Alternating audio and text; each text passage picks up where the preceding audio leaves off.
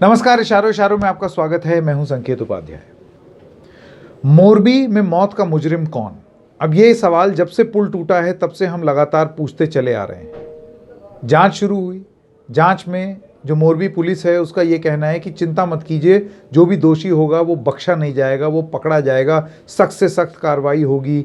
संवेदनशील होना चाहिए, यहाँ पर संवेदनहीन नहीं होना चाहिए। हम पूरी जांच कर रहे हैं और जांच के आधार पर हम पकड़ लेंगे और किसी को भी, जो भी मुजरिम है उसको छोड़ेंगे नहीं। लेकिन ये एक अजीब सी जांच है, अजब जांच की गजब कहानी है, क्योंकि हर बार यही देखने को मिलता है कि जो वाकई दोषी हैं वो तो भाग लेते हैं, उनके खिलाफ कुछ नहीं होता, और कुछ लोगों को खाना पूर्ति के चलते गिरफ्तारी दिखा दी जाती है कि भाई ये जिम्मेदार वो जिम्मेदार। आपको बताते हैं कि हुआ क्या है।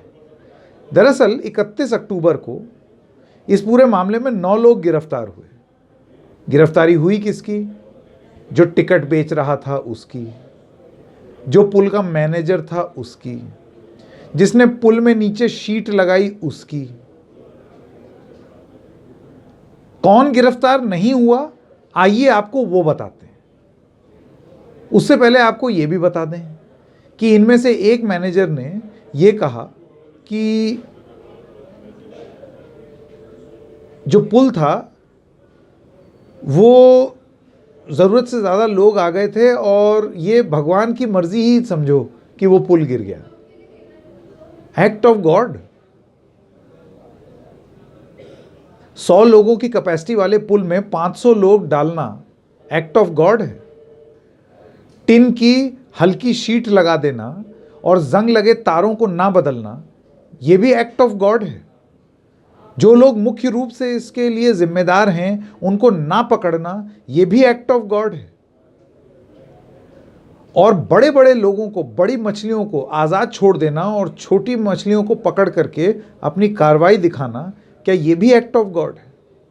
तो इस अजब जांच की गजब कहानी में आज हम इस चीज़ पर बात करेंगे कि किस तरीके से मोरबी के मौत के मुजरिम जो हैं वो किस तरीके से जांच उसमें हो रही है, और क्या खराब जांच भी एक एक्ट ऑफ गॉड है।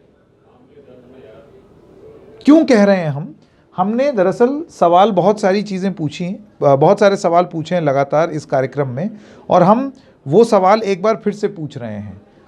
असली दोष क्या है, शिकायत क्या है, समस्या क्या थी, उसके लिए जिम्मेदार कौन है और कार्रवाई क्या हुई है।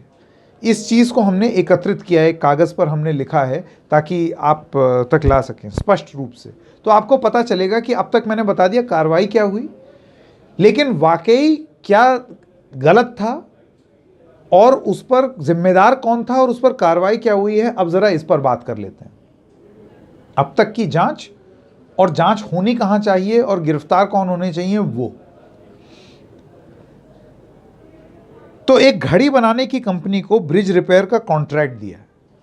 ये पहले दिन से हम कह रहे हैं, ओरेवा कंपनी, घड़ी बनाने की कंपनी, मच्छर रैकेट बनाने की कंपनी, वॉल क्लॉक बनाने की कंपनी, रिस्ट वॉच बनाने की कंपनी, कैलकुलेटर बनाने की कंपनी को आप 100 साल पुराने ब्रिज का कॉन्ट्रैक्ट दे देते हैं कि इसको चलिए इसकी मरम्मत कीजिए, टिकट विकट रख लो, ब्रांडिंग कर लो, अपनी पैसा कमा लो, लेकिन मरम्मत कर लो।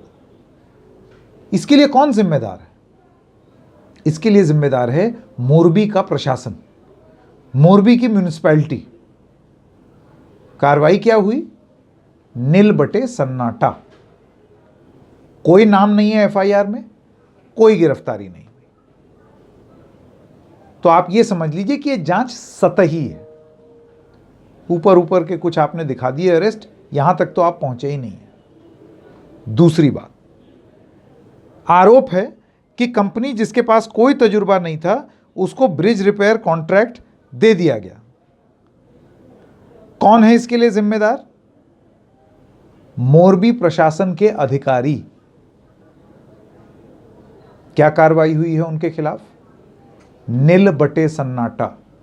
कोई गिरफ्तारी नहीं, एफआईआर में कोई नाम नहीं। सतही जांच का प्रमाण 2। तीसरी बात, आरोप है कि ये जो घड़ी बनाने की कंपनी है इसने अपने से भी छोटी एक कंपनी को कॉन्ट्रैक्ट दे दिया, सब कॉन्ट्रैक्ट दे दिया कि मुझे कॉन्ट्रैक्ट मिला है, लो मेरा कॉन्ट्रैक्ट अब तुम ले लो। एक कॉन्ट्रैक्टर ने दूसरे कॉन्ट्रैक्टर को अवार्ड कर दिया कि चलो बनाओ। ना जंग लगे, तार बदले, कुछ नहीं बदला। इसके लिए जिम्मेदार कौन है? ओरेवा कंपनी के मालिक। कार्रवाई क्या हुई है? नील बटे सन्नाटा। कुछ छोटे मोटे लोग पकड़ लिए हैं, मालिक अभी तक ना एफआईआर हुई है उनके खिलाफ, ना ही उनको गिरफ्तार किया गया है। सतही जांच प्रमाण नंबर 3। अगली बात, आरोप है कि ब्रिज रिपेयर का काम बहुत ही सतही था, कॉस्मेटिक था। थोड़ा सा नीचे पोत दिया, नीचे एल्यूमिनियम की शीट लगा दी, लकड़ी के फट्टे हटा के, और वो जो लोहे की टिन चादर थी वो हटा के एल्यूमिनियम की प्लेट लगा दी। अरे भाई, ऊपर जो अगर आप पुल कर रहे हैं, रिपेयर कर रहे हैं, और वो भी इतना पुराना पुल, अव्वल तो स्ट्रक्चरल इंजीनियर होना चाहिए था आपके साथ। ये साधारण पुल नहीं है ना, झूलता हुआ पुल है। आप जानते हैं इस पे लोग यूं यूं इसको हिलाते हैं, इसी का मजा लेने आते हैं। अव्वल तो उसको रोकना चाहिए था, प्रशासन को देखना चाहिए था। हम उस चीज में भी जा चुके हैं कि जब ये पुल खुला, प्रशासन का ये कहना हमें तो मालूम ही नहीं था, कोई फिटनेस नहीं था, ये पुल खुल गया, टिकट बन गई, आपको हवा ही नहीं है। फिर तो आप बहुत ही फिसड्डी प्रशासन है, फिसड्डी पुलिस है कि आपको मालूम ही नहीं है इतना कुछ आपके शहर में हो रहा है। कोई न्यूयॉर्क तो है नहीं मोरबी कि इतना बड़ा हो कि एक छोर से दूसरे छोर में किसी को कुछ पता ही ना हो। छोटा शहर है ना, आपको पता होना चाहिए था।